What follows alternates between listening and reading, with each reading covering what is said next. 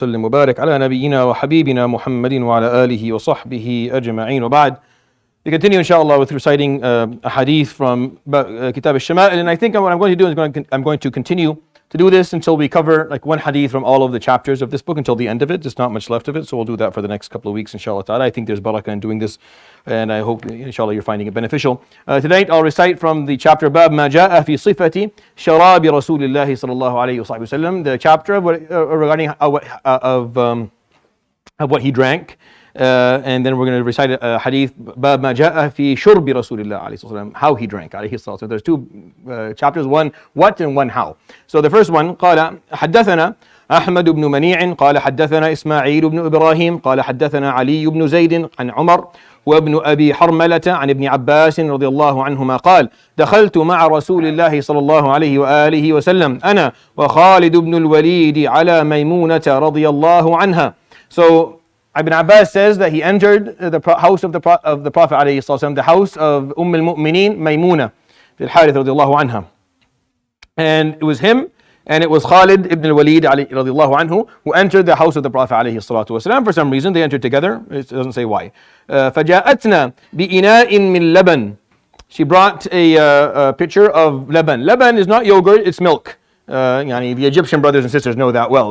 We don't. The people from Syria and the other parts of we call yogurt laban. We don't call it. Anyways, for laban, whenever you find it in the books of hadith, is always going to be milk. فشرب رسول الله صلى الله عليه وآله وسلم. So the Prophet, it was granted to the Prophet عليه الصلاة والسلام, so he drank. وأنا على يمينه وخالد رضي الله عنه على شماله. And he said, Ibn Abbas said, I was sitting right on his right عليه الصلاة والسلام, and Khalid was sitting right to his left. صلى الله عليه وسلم. فقال لي الشربة لك. The right of drinking is for you. Ibn Abbas is saying, the right of the Prophet ﷺ told me that the right, ash-sharba, meaning the right to drink right now is for you, because the way it goes is when you drink or you take something, you always start from your yameen. When you're giving salams or giving food or giving drink or whatever you're going to do, you start with your yameen. قال الشربة لك فإن شئت أثرت بها خالدا. If you like, maybe you offer your turn for Khalid, because he's older than you and out of respect. That's what the Prophet ﷺ was hinting to Ibn Abbas. Maybe offer your turn to Khalid, since you're sitting on the right and he on the left. It's your right, but maybe you offer it to Khalid. فقلت ما كنت لأؤثر على سؤرك أحدا يا رسول الله. He said, I would never ever give my turn up to drink behind you, where your mouth touched, for me to be the first person to drink from the spot that you drink. Where my lips touched the place that your lips touched, I would never allow anyone take that away from me, Ya Rasulullah. So not Khalid, not anyone else. But if I am lucky right now, if I am fortunate at this moment to be the person who can take the cup and drink from the spot that you drank, Ya Rasulullah, where there's no one between us, then I would not offer that role or that turn to anyone. Sallallahu alayhi wa sallam ajma'in. This is from a 10-year-old boy. This is from a 10-year-old boy. I understand the love that Abu Bakr had for him. I do. I totally understand that.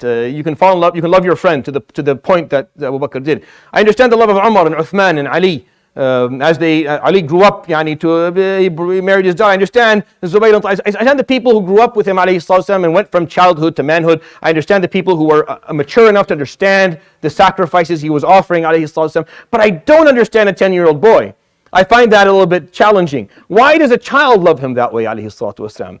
That level. I can understand a child being in appreciation of him, or in awe, or being impressed. But for a child of that age to love him, alayhi salatu wasalam, to say these words, to say that I get to drink right after you, I get to take the pitcher or the cup and drink from the place that your lips touched, Ya Rasulullah, I would never offer that to anyone else. That is something that, for him, alayhi salatu wasalam, what I'm impressed is not that Ibn Abbas said that. Radiallahu anhu, he's a great scholar. I'm impressed of the person who generated that degree of love in the heart of a 10-year-old. Sallallahu alayhi wa sallam ajma'in. That is what's impressive to me. That he was able to generate that amount of love in someone that young. For him to feel that and then to articulate that. Radiallahu anhu. ثم قال رسول الله صلى الله عليه وسلم. He gave it to him and he said, من أطعمه الله طعاما. Whomever Allah subhanahu wa ta'ala grants food or something to eat or drink. فليقل اللهم بارك لنا فيه وأطعمنا خيرا منه. If you're given food, he offered obviously Ibn Abbas to drink, and he said, anyone who is given food, may they say, "Oh Allah, grant us barakah in what you gave us, and then feed us something that's better than that, whether it's in dunya or it's Yawm al-Qiyamah, in Jannat al-Na'im." ومن سقاه الله عز وجل لبنا فليقل اللهم بارك لنا فيه وزدنا منه. And if anyone is drinking milk, may they say, "Oh Allah, grant barakah in it and increase us in it." He didn't say give us better, because ثم قال صلى الله عليه وسلم أجمعين. He said it in that way, and he commented فقال ليس شيء يجزئ مكان الطعام والشراب غير اللبن. And there's nothing that is considered a full meal that makes up for food and drink aside from milk. That's why in his dua, when it came to milk, he said, don't say better than it, because you're not going to find anything that's better for your nutrition than that. And subhanAllah, hadith is in Abu Dawood and aside with Imam Tirmidhi's narration. That's an authentic chain of narration. And we know that today, that when it comes to foods, or that nothing makes up, you can survive on milk alone. I guess now, obviously, it's not the healthiest thing if you do that forever, but you can survive on it. And you can't really survive on anything else if you're taking only one supplement aside from that, which is why he pointed that out. Sallallahu alayhi wa sallam ajma'in. The second hadith is very short. في صفة الشرب قال حدثنا أحمد بن نصر النيسابوري قال حدثنا إسحاق بن محمد الفروي قال حدثنا عبيدة بنت نائل عن عائشة بنت سعد ابن أبي وقاص عن أبيها سعد ابن أبي وقاص رضي الله عنه أن النبي صلى الله عليه وآله وسلم كان يشرب قائما وقاعدا.